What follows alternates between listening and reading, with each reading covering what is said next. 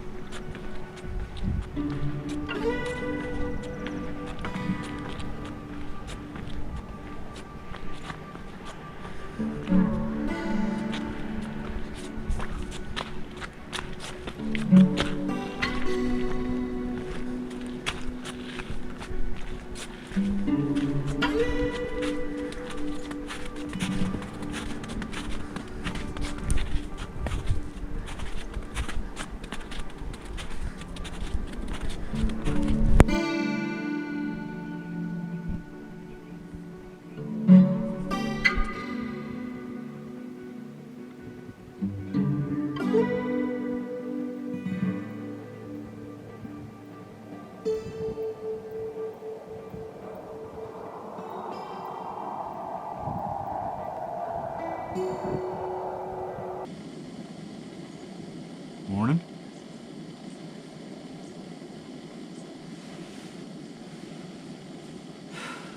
So my breakfast today is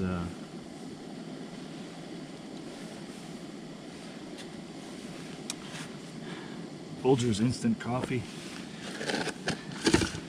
mixed with Carnation instant breakfast vanilla.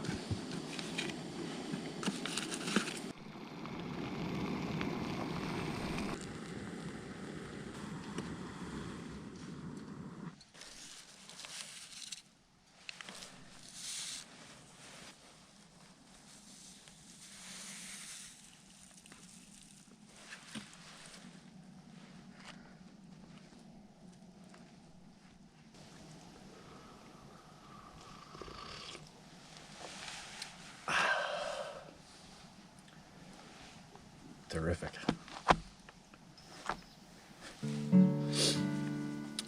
So it's day 2. I feel like I should talk about day 1. So, day 1 I got 2 miles into the trail, and I thought to myself, well, what happens if I forgot a sleeping bag? I thought, no, sleeping bag is the first thing that went in the bottom of my pack. There's no way I forgot it. And I thought, well, what happens if I forgot my camping cup, my little green camping cup? And I thought, well, it's not a big deal. I have another thing I wasn't planning to use for that, but I have something I could use for a cup. It's not a big deal. And I thought, what happens if I forgot my tent? And I thought, well, if I forgot my tent,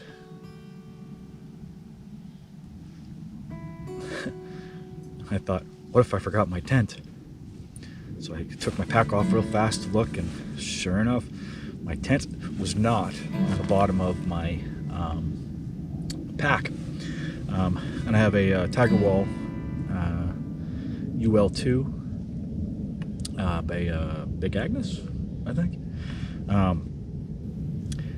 No tent, 2 miles into the trail. Luckily, at about that point, that's where the PCT crosses over Cassia Road, something like that. And the person that had dropped me off had not left yet. They were doing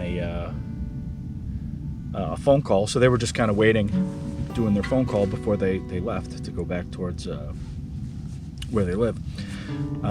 So I called them up, and luckily they were still there, so they met me at where the PCT crosses the road. And it was like, well, I guess that's it. I get 2 miles of the PCT and then just go home, right? But then it was like, well, is there somewhere around here we can get a tent? So that's what we did. We went over to the hardware store, East something hardware store, over there by the grain store. And they had one tent, this one, which is not a perfect tent. But it was like, well, hey, look, a tent is a tent. So I said, cool. So I got a tent. He dropped me back off where he picked me up, and I just continued on. All that was pretty stressful, because at first it was just, well, I guess I'm just done. I'm just not going to do any camping or anything today. But so it seemed like, okay, well, I'm good to go. I saw a campsite, and I thought, no, I'm going to wait till the next one. Well, this ends up being the next one, and I had about maybe half an hour of daylight before sunset. And I was like, well, I should film my setting up camp, and I thought, well, maybe I can do that another night on the trip, right? So I set up the tent. The ground, because it was snow and then it was sunny yesterday, the ground was mush, which meant the stakes weren't staying in the ground for the tent. And with this tent, you need the stakes or it's not going to stay put. So I said, all right, well, I'll just kind of get them in there as best I can. And started up my stove over here to cook myself some dinner. And in the meantime, I thought, well, I'll blow up the air mattress. And I got this air mattress used from somebody who doesn't use it anymore. Got it for free. So I blew it up about halfway, and then my water was boiling. So I said, all right, cool. So I made my beef stroganoff from Mountain House, and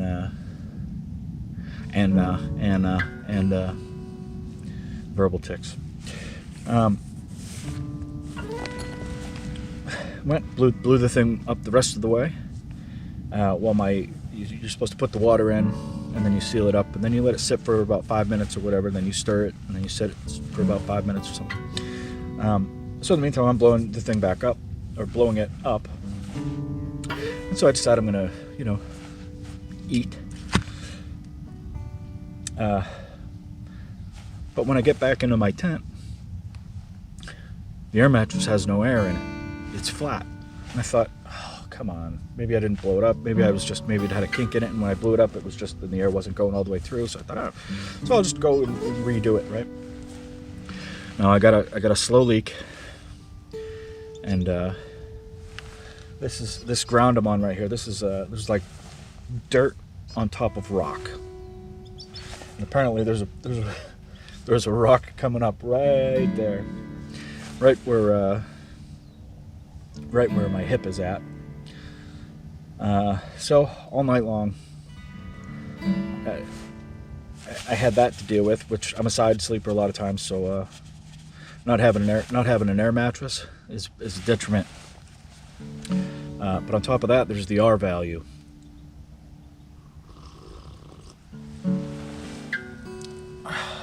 So basically,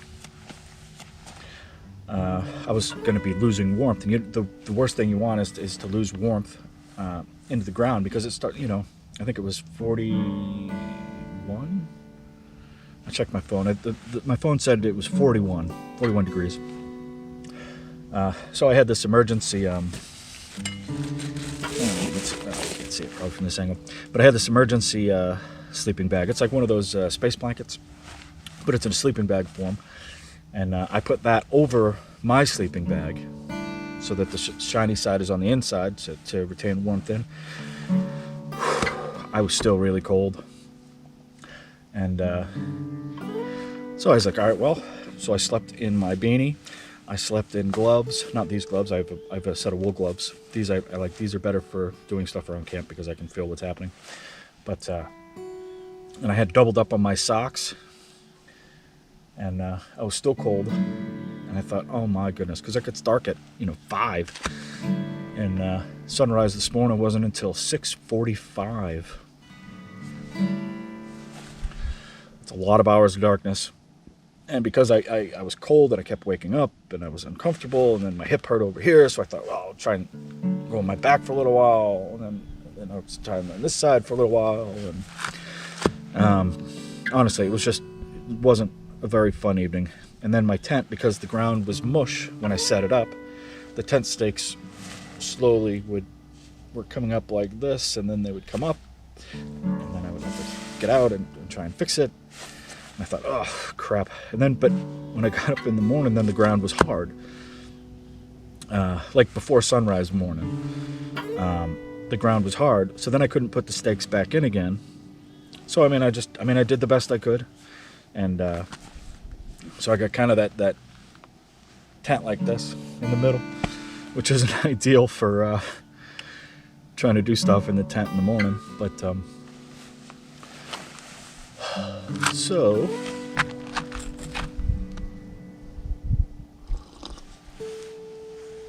I came to two conclusions. Number one, this trip is over. I was hoping to go until Friday or Saturday, but I can't stay out here without number one, this tent doesn't have a ground cloth, footprint.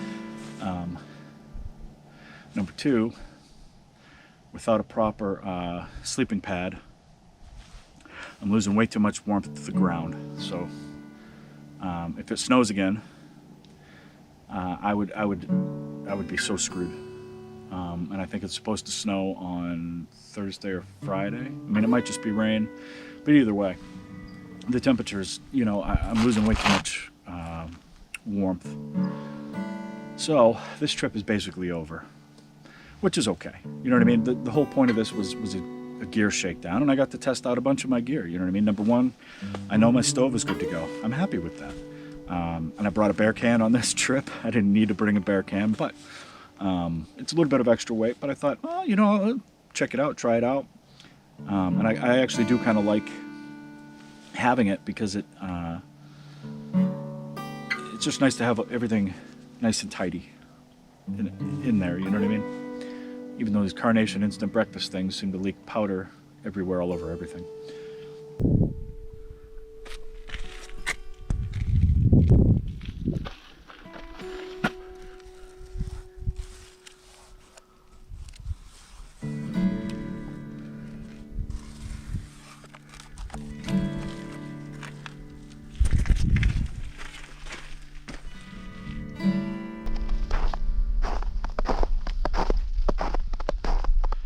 Oh, I love that sound.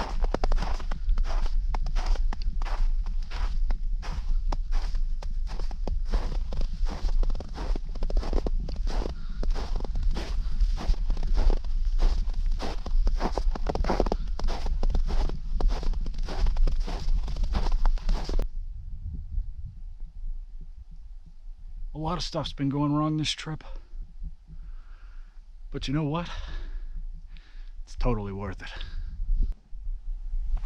Gotta be honest with you, only got about 3/4 of a mile on day 2, and I'm struggling. I didn't sleep very well because I was basically on the ground somewhere. So I got to go 12 miles today, so this should be interesting. I'll do it, obviously, no big deal, but so not all roses and pitless cherries, I guess.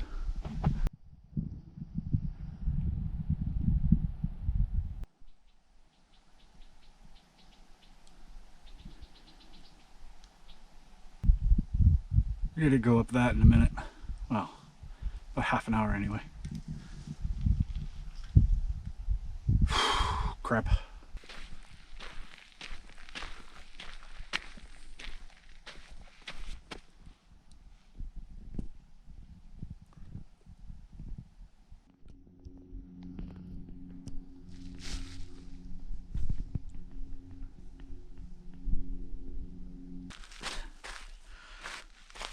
a whiskey jack. Meet me down by railroad track. Oh, oh, oh, oh, oh.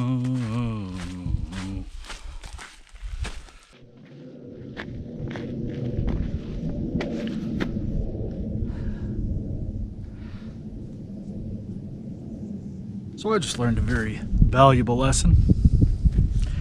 Never skip a water source. I went by the last one, was just kind of in the zone of hiking and not even really paying attention.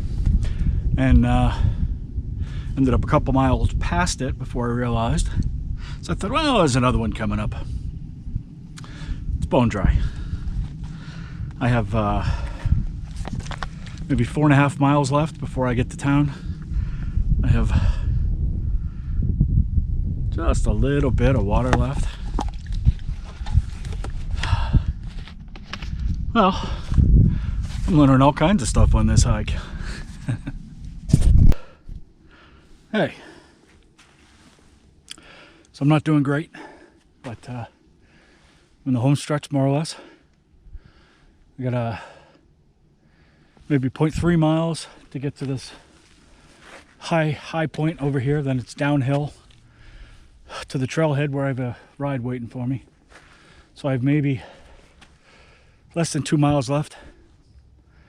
I'm only still moving based on willpower alone. I had a lot of hours where I didn't have any water, and it was all uphill. My fault. I'm learning stuff all over the place. I'd say this hike was a success. The whole point was test out my gear, and I did that. Pushed myself a bit. I did that. So basically, once I hit high enough elevation, I saw a little packet of snow, something that I hadn't seen for a couple hours. So I literally just ate snow with my fingertips just to put a little bit of moisture in my body. So in those hours, I only peed once, and it was not super clear. So I wasn't doing very well. And then as I got up a little higher, saw some bigger patches of snow, white snow, don't hit the yellow snow. I filled up my water bottles so I can at least get moisture. It's not super great to take in as the temperature is dropping right now. But at least I'm not dying of dehydration, right? Especially in, it's too cold for them to melt. But at least I'm taking in water, and it's just enough to get me through to the end. So this is probably the last time I'm going to be recording here. Obviously, if I uploaded this, I survived. I feel awful and I feel awesome all at the same time. Like I said, I don't even think I have adrenaline or a second wind or anything. I'm just on pure willpower.